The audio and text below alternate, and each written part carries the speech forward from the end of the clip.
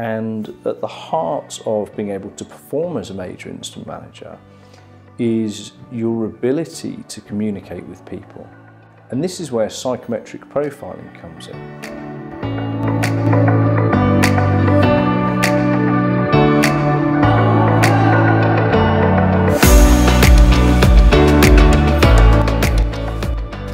Hello, I'm Adam Norman. I'm the CEO here at MIM, the global professional body for IT major incident management.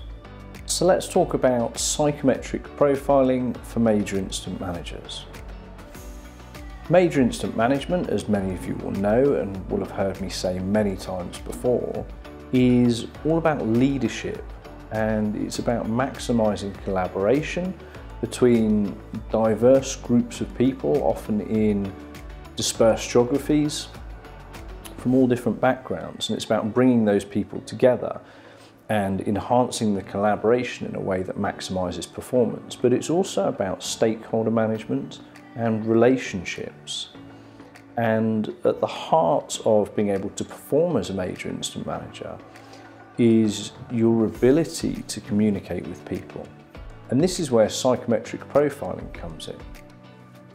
What if I told you there was a mental model and tool belt that you could have at your disposal that allowed you to have more positive interactions, to instill more confidence in stakeholders, in colleagues and the people that you're leading, and help inspire more people to want to follow your leadership during a major incident?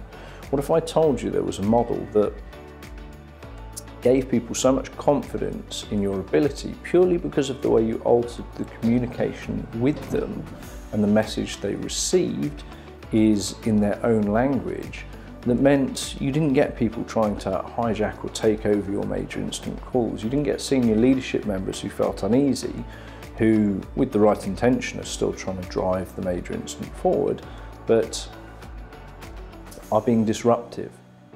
What if I told you that there's a model that exists? Well, there is, and we use this in our global best practice in IT major incident management training and certification program. And this is one of the biggest shifts you see, even in people who are very good major incident managers, is a big shift you see from somebody who performs well and has some innate talent around communication and leadership to somebody who is at the highest levels of performance and effortlessly, regardless of the person and the background of the person they're engaging with or the communication they're having, are able to adapt their style to shift and to have a much more positive experience for everyone involved. And naturally that translates to performance.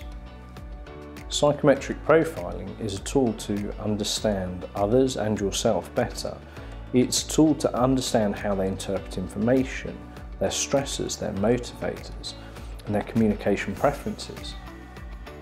There are several types of psychometric profile tests. We're going to talk about just two types with a focus on one of them. So two that you might be familiar with: aptitude tests. This is where we're testing a person's cognitive abilities, things like IQ tests, for example, which can be very useful. But we're not really concerned with those for the purposes of major incident management. What we're interested in is the second, is personality tests, personality types. And personality tests are all about understanding a person's values, their interests and their behaviours. Before we get into a little bit more detail though, let me give you a very brief history. These are things that have been refined over decades and decades. So the origins of personality tests, psychometric profiling, aptitude tests, actually dates back. There's evidence to suggest it was used in ancient Egypt. Modern psychometric profiling, as we would recognise it today, is generally agreed by the community to have been founded and brought to the mainstream by Francis Galton, who in the 1880s created a framework to test applicants' cognitive and motor abilities. In fact, it was Francis Galton who created the term psychometric, The modern psychometric test, as we know today, actually has its roots in France, 19th century, and was developed by physicians in order to help identify mental deficiencies or those experiencing mental health issues. Personality tests that we're interested in are used in a number of different ways in organisations. They're used to create more effective engagements, more cohesive teams and cohorts of co-workers. And they're also used in some contexts to find the right fit for a job, although there's debate in the community about whether that should be the case and whether psychometric profiling should be used, because there's so many other factors that you have to consider. People's experiences, cultural backgrounds, it's not quite as black and white as it may look. But it's very, very good for enhancing communication and one's ability to communicate with others and to understand self. Here at MIM, we use Wiley & Sons DISC methodology. It's an excellent framework that's been used for a very long time. We're an authorised partner. And the reason we use this particular psychometric profiling test is it has enough complexity to be very, very effective and very, very useful. But it's presented in a simple enough manner that somebody who has never come across psychometric profiling before has the ability to, within an afternoon I would say, pick up this framework and go back into the operation and use some of the basics of it to enhance communication. It's a really clear and straightforward framework. There are other frameworks out there that I think are equally valuable. However, the time it takes to be able to use them effectively is much, much greater. So you find that the ability and the intellect to understand them just takes so much longer, therefore people tend not to go back into the operation and use it. And we're not really about the academia of just giving knowledge for the sake of intellectual knowledge. What we try and create, particularly in the leadership section of the Global Best Practice in IT Major Incident Management, is about giving someone a mental tool belt that, regardless of what kind of complex interaction they are having with a team, with a group of people, with an individual, they have all of these models and tools that they can call upon. They can understand the relevant options within that scenario and the pros and cons of each of those and the short and long-term effects of those. So DISC from Wiley & Sons is just about the best one for somebody who is new to this to understand and pick up. And so I'll go into a little bit of detail here about the DISC frameworks to give you a better understanding. There are 4 core personality types. Now you can actually be a combination of these to create a much larger number of styles, but in this video we're only going to focus on the 4 core personality types. D for dominance, I for influence, S for steadiness, and C for conscientiousness. Those are the 4 core styles. That's what spells DISC, so that's the framework, D-I-S-C. So let's examine these on the surface. So first of all, D for dominance. Someone who is of that personality style, they value results, challenge and action. That's what drives them, that's where their energy is the highest, and that's what they value. And what about somebody who is I for influence? Action, enthusiasm and collaboration. I can be described, particularly naturally strong people who have the I style. Think about the best salespeople you've ever met, who it's just natural. People warm to them, they light up a room when they come in, they're high energy, they love being crowds. That's where their energy is the highest. They're normally a very good example. Now, there are different types of salespeople who have very different styles, but that would be the one when we think of an exceptional salesperson. Think of somebody very high I. An S for steadiness, stability, support and collaboration are the things that they value. And C for conscientiousness, they value challenge, stability and accuracy. Now, Understanding each of these styles, there's a huge amount of information to take in. So for example, you get a huge report on your individual style, and also talks about how best to engage with other styles once you're able to identify them, how you should be tailoring your engagements when you first run through the program with us. So you go through the test, there's a very large report that you get, has a lot of very valuable information in there.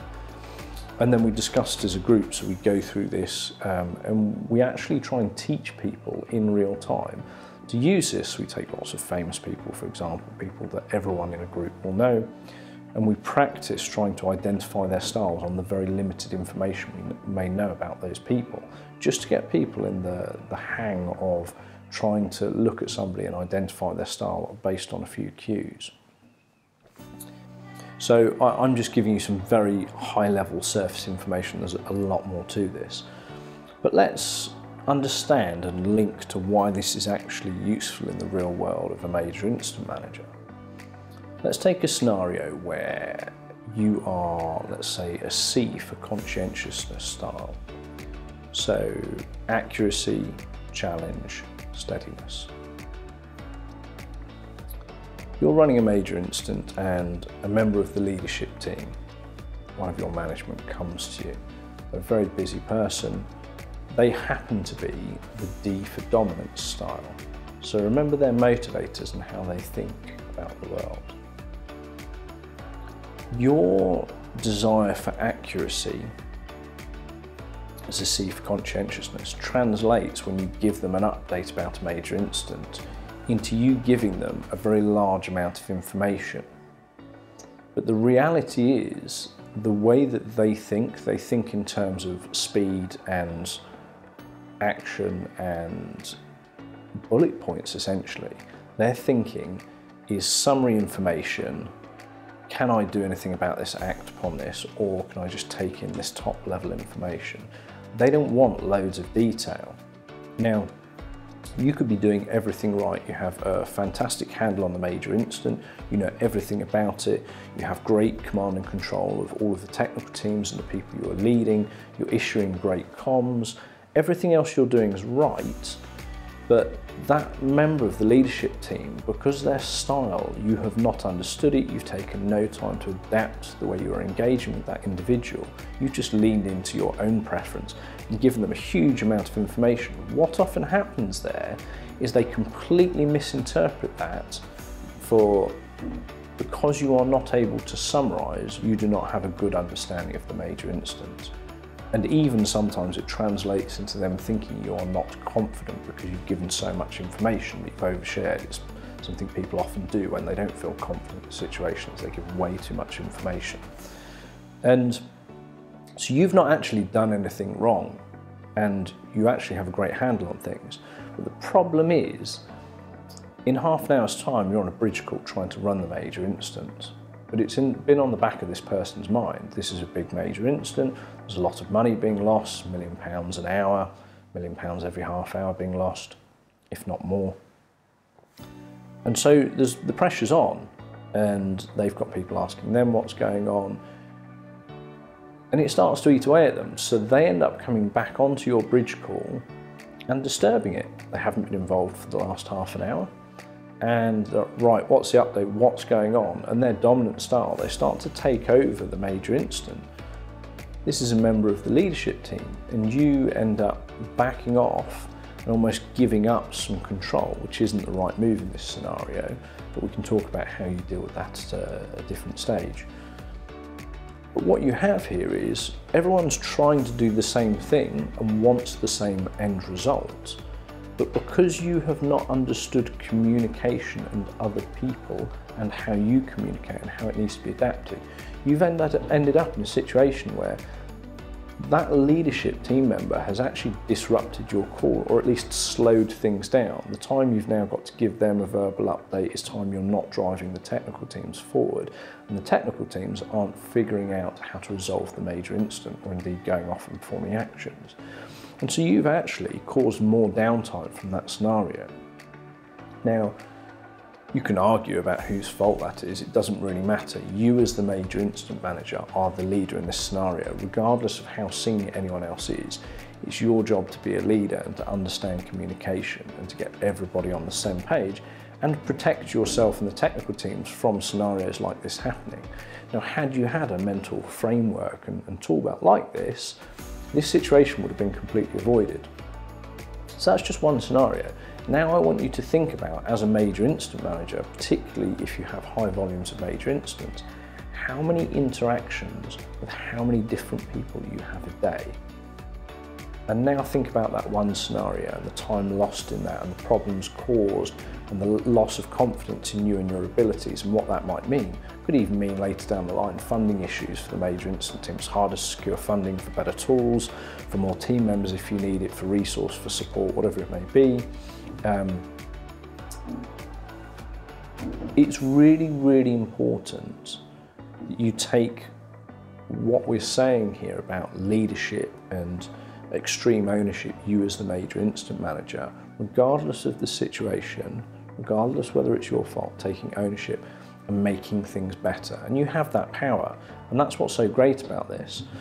The nice thing I always think about major incident management is you have the ability to positively affect so many people's working lives and engagement, because it's a difficult thing. It's stressful when you deal with major incidents. It can be a lot of fun, but that very much depends on you as the leader and the tone you set. Now, if you're maximising your skills in communication and you're becoming a much better communicator, then you're becoming a better leader, and you're also setting the standard for everybody else, the wider major incident ecosystem of who's involved. So just think about the number of interactions you have and how understanding a framework, a psychometric profiling framework like DISC, can improve your life, not even just in work, to be fair, your interactions with your friends, with your family, with your loved ones. It's really, really powerful. And one of the great things you see, and I think the reason so many people find this so interesting, is because it actually starts with self more than it starts with the others. So when you receive your first report and you start understanding more about yourself, you get a deeper understanding of why you behave the way you do, to a level that most people have never really seen before. It's very, very insightful. It's very useful, it's very powerful. And it's one of my favourite parts that we get to teach within the programme, because people have these eureka moments about themselves and about life and about how they can be a better leader and affect more positive change for other people. And it's a really enjoyable part of it. But that's a very, very high level surface of psychometric profiling. There's a lot of information that you can learn about this. There's a lot, you can go out and do research yourself. But I would suggest one of the biggest changes and ways you can become more effective as a major incident manager is mastering communication, really mastering it. And psychometric profiling is the place to start. Thanks for watching the video. You can subscribe to our YouTube channel for more content like this. Hit the notification bell to be alerted when we release new content. Likewise, you can visit www.majorincidentmanagement.com to learn about the training certification programs and everything else we do in the community, or just to learn more about us. See you next time.